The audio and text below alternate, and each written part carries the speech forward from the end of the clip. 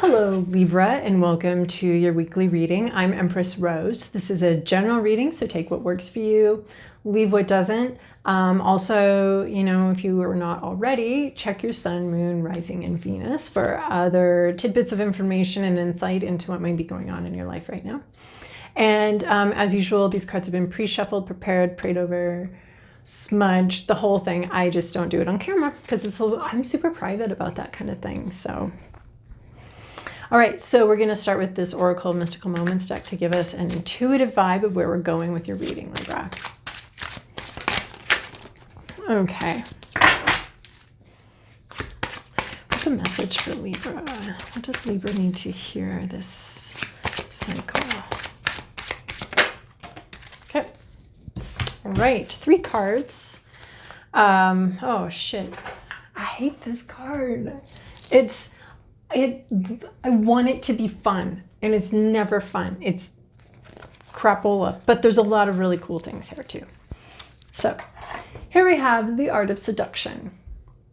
I love a good love story. I'm a rom-com addict. I love them, but this is not a mutual, respectful situation. We have one person here that's very focused on a sincere relationship, a sincere meeting of the minds. She's like begging for attention from this man or this male looking figure.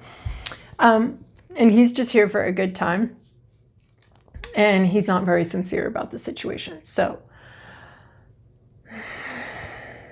you're one of these people. You're either the person that's not very committed or dedicated, is just here for a good time because that's what they're offering. Or you're the person that is very sincere and is really, and you need to be careful for that to make sure you're not using people just for a good time, especially people that really want to connect with you and really want to have a beautiful meeting of the minds.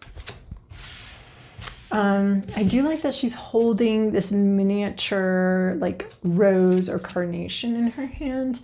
And I think that's really important. And I don't know if you've ever watched The Moonstone, but she wears a dress like this. So it's a situation where both people are telling the truth, only it doesn't seem like it's possible that they could be. And they're both innocent. But it doesn't seem like they're possible that they could both be innocent for most of the movie. It's the whole movie is red herrings. It's a little ridiculous. And anyway, it was reminding me of a dress that she was wearing. And so this might be something where it only looks like somebody's not interested and somebody's very interested and in pursue mode, where it could be that both parties are innocent. So normally I don't get that reading from this card, but because I'm thinking about the Moonstone, I'm thinking about how both parties were actually innocent. It just didn't appear that way on the surface. And it definitely appeared that the male, at different parts, it appeared that they were both being terrible. So the movie's 30 years old, so I'm not concerned about spoilers. You've had 30 years to watch it. Lullaby. This is a deep inner stillness, listening to this your emotions, a deep reflection. There's no music. There's no sight. He can't see anything. He's not playing his music, but you know what? There's music here. It's just very silent. A time of deep self-reflection. Not being able to see where you're going, not wanting to see, not caring if you see, because that's not where we're at. That's not what we're talking about. We're talking about a deep inner seeing within, a lot of reflection.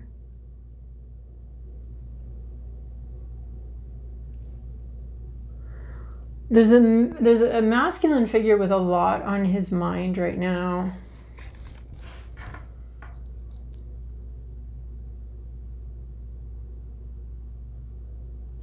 I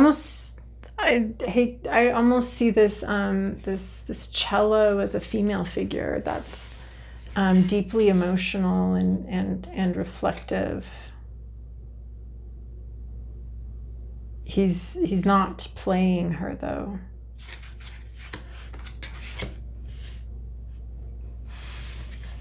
More top hats. which to me represent a lot of the mind, intellect. Here we have new direction. So I don't know what's going on in my head right now, but we have, a bunch of guys took off. They thought this was a good idea. They were having fun, and then everything went to shit and blew apart. And you, my dear Libra, grabbed onto something, a seed, a promise. And the wind, the unexplainable God is bringing you someplace with this seed, with this ability, this new beginning, this new direction. Not only is he heading in a new direction, and we have this top hat here, we have this idea, and the idea kind of fell apart and isn't working, but they've seen a new opportunity and they're taking it. You've seen a new opportunity, you're taking it. This has fallen apart. This original plan has fallen apart. But with you take the seeds for something new. A seed is somewhat of a promise. It may not look very promising on the outside because it's just a dried husk of something, but it is very promising, and you're heading out into sort of a promising new place from this thing that's fallen apart and is kind of a disaster. I think he's waving a white flag. There's some help, some panic back here in this top hat. This top hat, we have like all the top hats in this deck right here, almost all of them. So this top hat is panicking, freaking out, and you're like, okay, yeah, that's not working for me. I'm from this idea, I have sprung a new idea, and I'm heading in that direction. So yeah, it's very interesting. I mean, this is more of a bowler hat, but still, it's a black hat that weighs heavily. And it just isn't gonna, something about your situation isn't quite working. And it's time to abandon ship and move in a different way. All right, the Santa Muerte deck. Again, these have been pre-shuffled. This is just my shuffling at the edge of the diving board before I jump in shuffle. So I just saw the end of a cycle card. So dropping your burdens.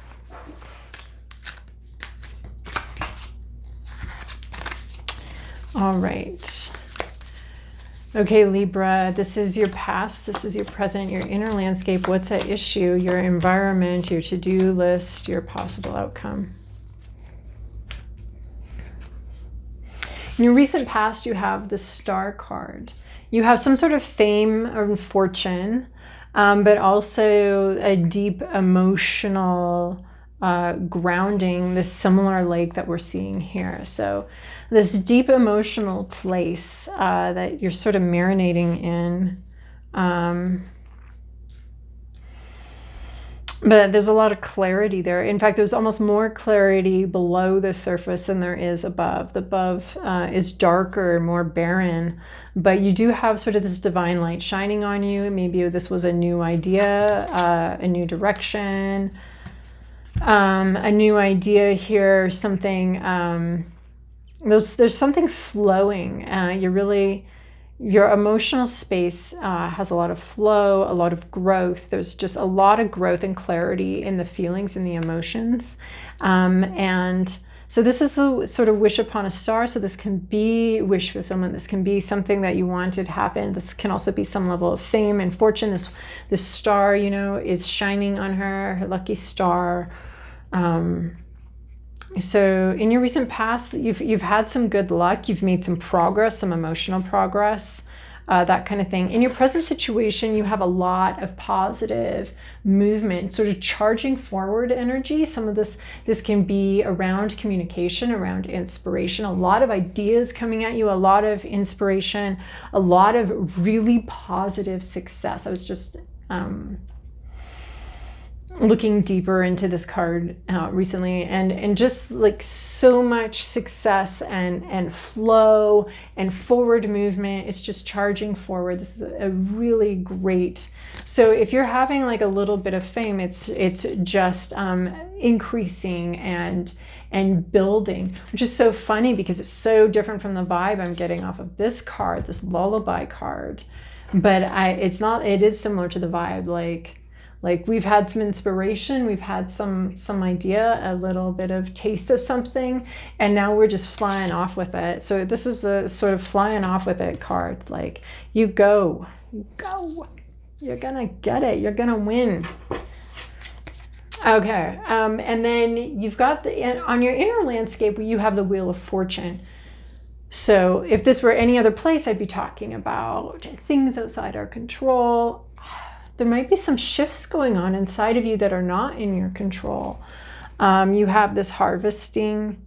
You have the light and dark. This is our yin yang card, and you're shifting. Something inside of you is rotating, and I don't necessarily think it's under your full control. This is about things that are outside of our fortunes, that are outside of our control. And so there's something inside you that's shifting, that's turning. And it's not necessarily in your control. It could be your relationship to money. It could be your relationship to success. It could be, if you've been very successful, it could be, pulling back and trying to understand where that success has brought you, and do you really want it? Or it could be an idea you've had or something you've wanted for a long time, and you're suddenly realizing you don't want that. Like maybe this all seemed like a good idea for everybody to get in this seemed like a good idea at the time, but now that the wind's blowing, there's something else happening. So this is happening internally within you, is a massive shift in how you're dealing with luck, and how you're dealing with fortune, and how you're dealing with the fortunate things that happen to you. So this is a shift in, I almost want to say manifestation, because the Star card is a manifestation card. So this might be a shift in how you just view going through life. Like if you've been a little bit pessimistic or self-deprecating, maybe you're getting some good self-esteem and becoming more optimistic, intentionally optimistic, that kind of thing. So what is an issue that you're dealing with is this Knight of Swords. But we put this in the reverse. So a lack of self-control, basically. This is a very controlling language, controlling tongue, controlling what you say, controlling. So this is either way too controlling, holding back in a way that's harming you, instead of the self-control of your words and the self-control of your expression being something that a genuine expression of you. It's actually harming you and holding you back. You are swallowing this sword, but you're doing it in such a way that is harmful to you. So this knight is really good at controlling his words. Like the knights have a lot of success in one area. They're masters. So this is swords. So this is mastering of idea and language. And in the reversal, we've either got a lack of no mastery of your words, of your ideas. Your mind's all over the place. It's uncontrolled. Or you have way too much control. You're harming yourself somehow with your own words and with your own ideas. They're harmful to you, which is interesting, because this Wheel of Fortune, I was just talking about changing how you interact with the world and working on that in your inner landscape. And this is about having ideas that harm us and don't bring us where we need to go and don't benefit us, So it's really important to be looking at our ideas and thinking about, like, when I think about that, how do I feel? When I imagine the situation unfolding like that, how do I feel? And just choosing very carefully the ideas and thoughts that bring us joy, but not choosing very carefully, because we've got to let the thoughts flow in, and then as they're flowing, we can pick them. But if you just don't think, then if nothing's coming in, then you don't get to sort, the wheat from the chaff, from the nourishment from the garbage. So this is encouraging you to let your ideas flow and sort them. Make sure they're not harming you. Make sure your words or your silence or your isn't harmful, isn't something that's bringing bad stuff to your life. In your environment, we have the world. The world is changing, never faster than it is now, it seems like, but it's changing, it's moving. We have this globe, it's spinning. If you've had bad fortunes, they will change. So, I mean, I just find it interesting when both of these cards are so similar, show up in the same place. And this is showing up internally, and this is showing up externally. So this is saying you are changing as the world change. So your world is changing, and you've decided that instead of doing your original plan, you're going to haul off on your own and do your own plan. So inside you're changing, outside you're changing. This balloon here is the outside. You are the inside. You bailed on that top hat that's clearly going down, and you're doing something else because the world changed and you had to change with it. So you can't just, as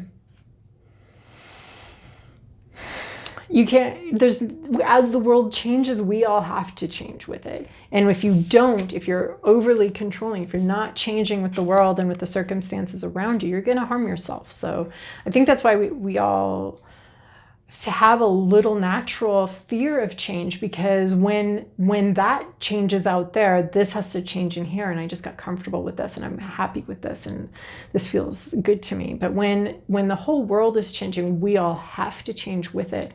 Otherwise we go down with this ship, and even that's changed. Like, these guys aren't going to stay up here. They're going to crash to the ground. They either got to grab something, grab their life raft and get the hell out of here, or they're going to be harmed. So, you know, the situation's changing for sure, and this is telling you that you got to change with it. Your to-do list is this Emperor. This is the big dick energy, this is like, I have everything. I'm well able to handle my emotions as they come. They don't throw me off. I'm able to handle my money. I'm able to handle my ideas and my words. I'm not, you know, just spouting off and saying shit that doesn't even make sense or harms people. I have really good ideas, very intellectual. Battle worn, battle weary, has transformed himself. He's got this peg leg, so he has suffered some serious blows and setbacks and damage, and all it has done is made him stronger. He's really sitting in his power. So this is your to-do list, and this is either to join forces with this person or to embody this energy yourself. This energy that's like, okay, I have what I need. I'm grabbing my life raft. I'm not sitting around to wait and see what happens here in this disaster. So this is someone that is sitting back in their throne. They're sitting back. They are relaxed in their power. They're not worried or concerned about holding on or grasping onto anything. They have what they need. They have a lot of confidence. Honestly, it reminds me of this guy with his emotions and with this cello, this deep groundedness and power. So this is asking you to step into some power. And then a possible outcome. Well, this is sweet. We all went through this whole thing of change, and then we end up with this Queen of Hearts, this Queen of Cups, same thing. But yeah, this Queen of Cups, this little flower, this heart she's giving and bringing out. This is talking about emotions. This is talking about giving our hearts, giving our emotions, a real emotional connection with someone, which is what I was talking about a little bit here at the beginning, where this card is usually kind of a imbalanced energy card, but because I started thinking about the Moonstone, I'm wondering that it might not actually, it might only look imbalanced. It might only look unfair, but it's not. And we have this this Queen of Hearts, this giving of love, this giving of affection, this confident giving of affection. She's holding it out there. It's not, it's like a bottle of perfume or a bottle of just this great, amazing, precious liquid of emotion. And she is giving it. She wants you to have it.